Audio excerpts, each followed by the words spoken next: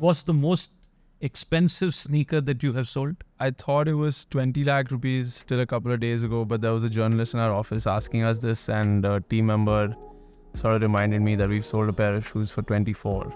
Wow. The 24 lakh rupee shoe. Air Yeezy 2 Red October.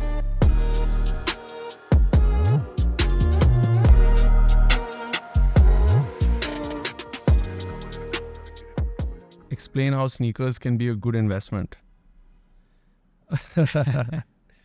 There was a Jordan 1 Chicago Lost and Found that came out, I think, last year. And right after it released, it was selling for about 35 grand.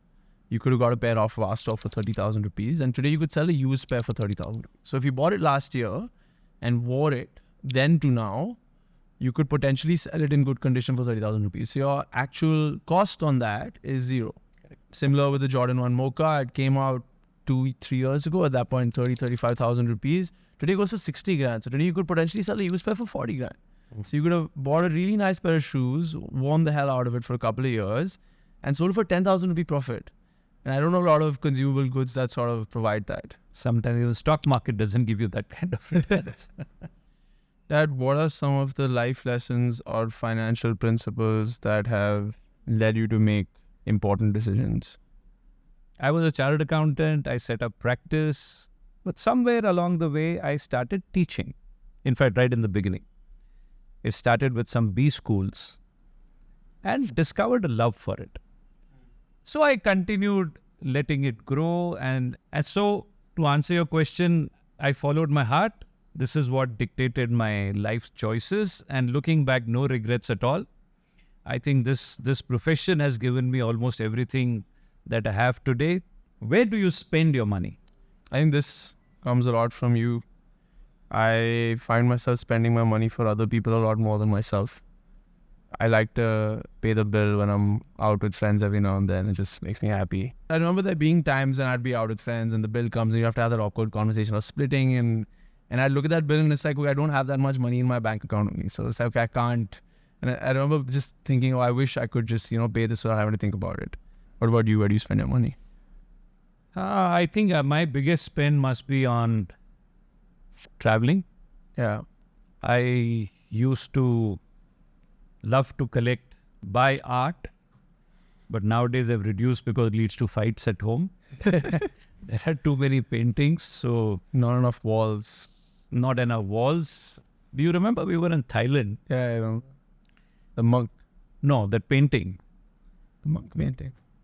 That monk. Monk. We were driving past an art gallery late at night. We were coming back from dinner and I saw one painting outside one house, which was an art gallery. And I was very tempted to stop, but my wife was also there and I know, how do I answer her? What do you do with another painting? Where will you hang it? There are no walls. So we drove past it and suddenly half a kilometer down, Vedant said, Dad, did you notice that painting? I said, oh, you saw it too. So let's take a U-turn. I saw from his shoulder, I shot. We came back, we saw it, loved it, and now it's hanging in my office. Yeah, I remember this. I remember this very distinctly. Yeah, so Vedant, let me ask you, do you think material possessions like expensive sneakers can ever lead to happiness? True happiness. No, I mean, definitely not. They're not void of joy. Like, there is joy in material things also. But I think it's quick to fade. I think you're smartly using the right word. I asked you about happiness and you're using joy. I think it does give you joy. True happiness may or may not. Yeah. That from what I've seen across the internet, all the hype is quick wealth. Everybody's advertising it, everybody's selling it. That I've never seen you make any quick wealth decisions. Every decision I've seen you take that is around money has always been very well paced out. Everybody's looking for quick wealth, and what do you tell them to do to pace that out? In my book on personal finance, I've given one example. Two brothers. One of them wanted to buy an expensive music system, stereo system, for 2 lakhs, and he bought it. His younger brother, at the same time, bought a small plot of land at Lonavala for the same amount. And the story was being narrated by this brother who bought the speaker system. And he says 2 years down the line, the speaker was not functioning anymore. And he said, now my brother's plot of land is worth 1 crore of rupees. Divide your income into two things. One is what you need for the present. And second is what you save for the future. I like a phrase, I think, which is attributed to the Gujarati or Marwadi community, that don't save what is left after spending, spend what is left after saving. But having said that, I think all your investments should be designed for the long term. One day you will stop working. Imagine somebody who started working at 2022 and works for another, say, 40 years and lives for maybe 30 more years after that. Now you are earning for 40 years and you got to sustain yourself for 30 more years after that without earnings. I'm sure many of you know the rule of 72. The rule of 72 is you want to know how soon anything doubles. Divide 72 by that. If you're investing your money at 6%, 72 divided by 6 in 12 years it will double. If you invest it at 8%, 72 divided by 8, 9 years it will double. So imagine there's a 6% inflation every year. So 72 divided by 6. Every 12 years, your cost of living would have doubled. By the time you retire, everything has become probably 10, 12 times. So unless your saving will take care, and assuming you want to maintain your lifestyle post-retirement, the amount of saving you need to have is such that it should take care of 10 times more than what you're earning today. But then on the reverse side, the same thing applies to what is known as power of compounding. 72 divided by whatever, if you invest your money. So if you invest your money for the long term, and if people who understand the power of compounding and take decisions where start investing early in life in the 20s, save for the next 40, 45 years, by the time you retire, if you handle your money well, it will take care of you for the rest of your life. And if you don't know how to do that, there's a heavy price to be paid. This is a question for me. How did you connect with Kunal Shah, Dipinder Goyal, Nikhil Kamath, and get funding from them for Main Street? All of these were really just heavy hustles. Nikhil Kamath, I DM'd on Instagram. I sent him, I don't know if I should be saying this. He'll probably get flooded with DMs after this. But yeah, I literally DM'd him and that got us our lead check in our last round. Dipinder, I knew somebody who worked at Zomato and they were hosting a concert in Bombay, Post Malone concert. So I really followed up with that guy to get a ticket for the concert to be around. And I went to meet Dipinder. Then I told him that I want to see him. And I got a meeting with him. Kunal Shah, I was in Bangalore for a couple of days doing an internship. You remember this? It's 2020. I went to Bangalore to do an internship because I was like, I've been running this business for a couple of years now. And I've never really worked for anybody. So I was like, there's definitely things I'm missing out on.